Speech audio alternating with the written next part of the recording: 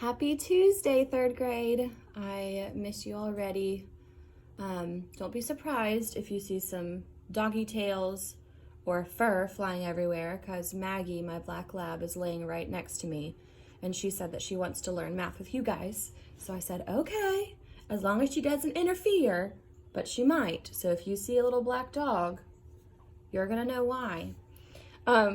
So guys, yesterday, we learned a little bit more about equivalent fractions and finding fractions that equal the same thing, even though they might look a little bit differently, kind of like these that I already have on our board today.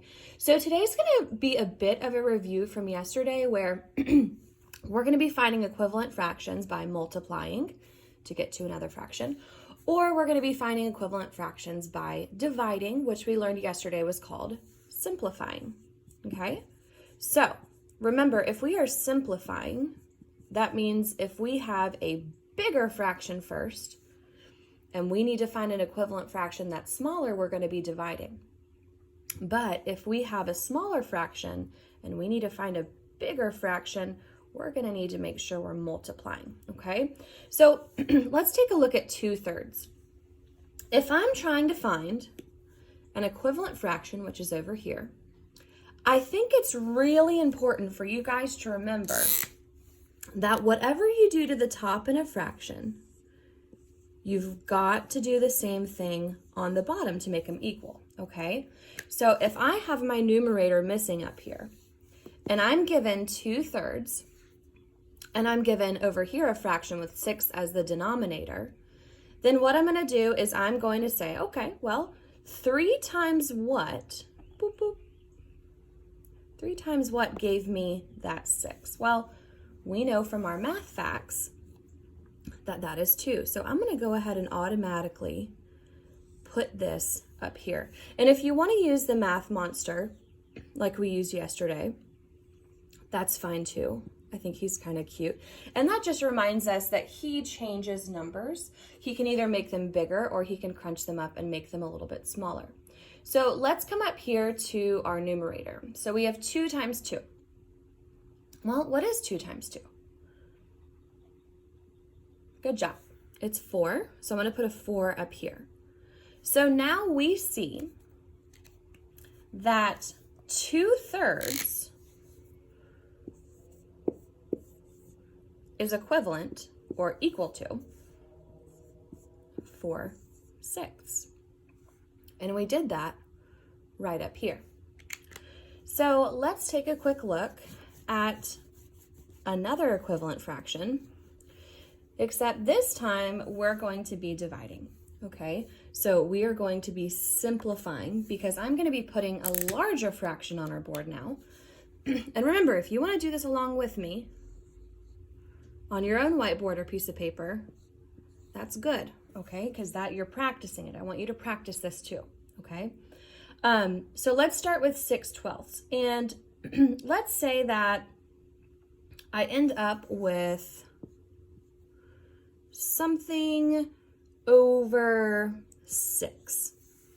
Okay, so you can see I'm starting with a larger denominator and I'm ending with a smaller denominator there, right? So if that's the case, that's going to be my clue that I need to divide. Okay, so something's got to change here. So here comes our change monster. I'm going to put my division sign here just to remind me that I'm getting smaller. I'm dividing into equal parts.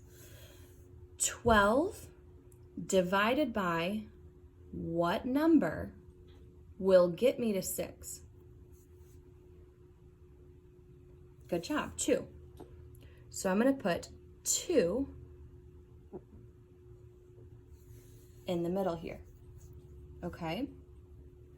Then I am going to look at the top.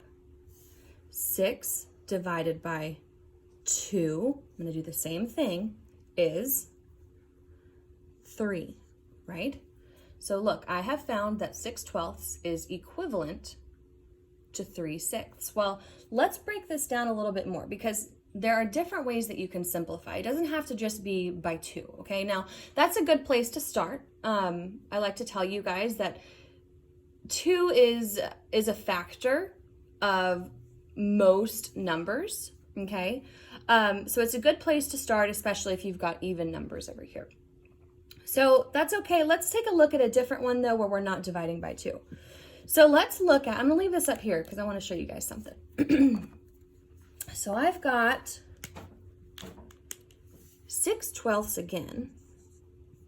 Okay, I'm gonna erase this so we have enough room. So I have 6/12 again, and I am going to find an equivalent fraction that has 4 as the denominator now. Okay, notice again, you're going from a larger number to a smaller number, so we're gonna need to divide. Okay, so I'm gonna go ahead and do my math changing monster here, boop, boop.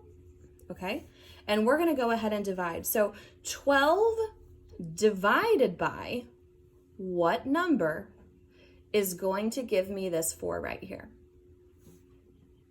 If you have a multiplication fact sheet at home, I would go ahead and use that. I'm fine with you guys using that as resources, multiplication tables, anything like that that you have on hand to help you, okay? So, from looking at your fact sheet or from knowing from your math facts, 12 divided by 3 equals 4, right? Now, what I do to the bottom, I have to do to the top. Good job. I'm gonna erase his mouth. It's a little in the way. All right, we're gonna divide by 3. 6 divided by 3 is what, guys? 2. So look at this. We started with the same fraction here. We started with 6/12. We simplified the fraction in 2 different ways. This was way 1. Oops, you can't see it on my screen. 1. And then you have strategy 2. Both are fine. You simplified the fraction 2 times both ways, but you just got different answers, okay? So I think it's important that you guys see that you don't just have to divide by 2, you could divide by 3. And what's pretty cool is this. Let's see if I have enough room down here. If I start with 6/12, I can say that 6/12 is the same fraction as 3/6 and 2/4, okay? And I could even take this a step further. Let's say that we have, this is the cool part. Let's say that we have 2/4 that we had just found, right? So 2/4. And I want to simplify that even more. Sometimes, guys, you're going to see in activities or worksheets or tests that we might have where it says simplify in the simplest form. Okay, so that means break it down as far as you possibly can go. Well, guys, we had started with 6/12 and then we ended up with 2/4. Well, guess what? It can actually be broken down a little bit more.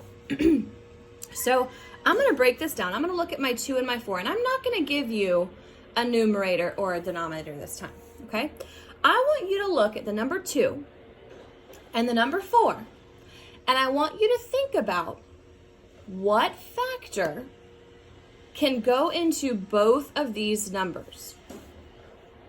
Remember what number I told you to maybe start with. It's the easiest, okay? Especially if you've got even numbers here. Okay, got it? All right, let's try 2, okay? Because I know that 2 divided by 2 is 1. And I know that 4 can also be divided by 2. So instead of putting it in the math monster, you can look at it this way. 4 divided by 2 is 2, okay? So we just found out that we could break it down even more. So that means, guys, that 6/12 can then be broken down to 2/4, like we did on the last problem, and then it can be broken down to 1/2. So if on your worksheet or on your test or in your textbook, you see, show the answer in simplest form, if you are trying to break down 6/12, 1/2 would be your simplest form because I can't break this down anymore. There are no factors that 1 has and 2 have in common. There's no way that I can make this smaller. So this would be your answer in simplest form if I were asking you simplest form of 6/12. Okay?